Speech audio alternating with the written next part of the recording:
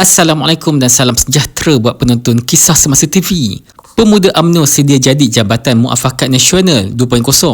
Pemuda UMNO bersedia menjadi jabatan yang akan menghubungkan antara parti itu dan PAS untuk merealisasikan Muafakat Nasional 2.0. Ketuanya Datuk Dr. Muhammad Akmal Saleh berkata, penyatuan Melayu harus digerakkan oleh dua parti terbesar yang diwakili oleh orang Melayu, iaitu UMNO dan PAS. Pemuda UMNO bersedia untuk menjadi jabatan menyatukan dua parti terbesar orang Melayu ini, katanya semasa sidang media selepas menghadiri konferensi khas Hala 7 UMNO kekal atau keluar daripada Kerajaan Perpaduan. Namun Dr. Akmal mengesahkan bahawa belum ada sebarang pertemuan antara kedua-dua pihak setakat ini. Bagaimanapun beliau memaklumkan saranan tersebut disambut baik Ketua Pemuda PAS Afnan Hamimi Taib Azamuddin dan Ketua Penerangan PAS Ahmad Fadli Sa'ari menerusi media sosial. Muafakat Nasional 1.0 antara UMNO dan PAS termeterai pada 14 September 2019.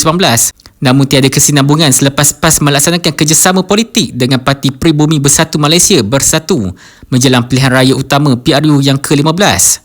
Apabila Melayu berpecah, kita lihat ada kelompok-kelompok yang cuba mengambil kesempatan. Sebab itu kita sudah sedar apakah kesilapan yang telah dilakukan, iaitu apabila berpecahnya UMNO dan PAS, maka penyatuan Melayu itu hampir tidak berlaku, katanya. Dr. Akmal turut menggesa UMNO keluar dari Kerajaan Perpaduan dan berperanan selaku pembangkang menjelang PRU ke-16. Namun beliau menolak sebarang cadangan untuk menjatuhkan kerajaan sedia ada dan menggesa agar kerajaan baru dipilih melalui pilihan raya.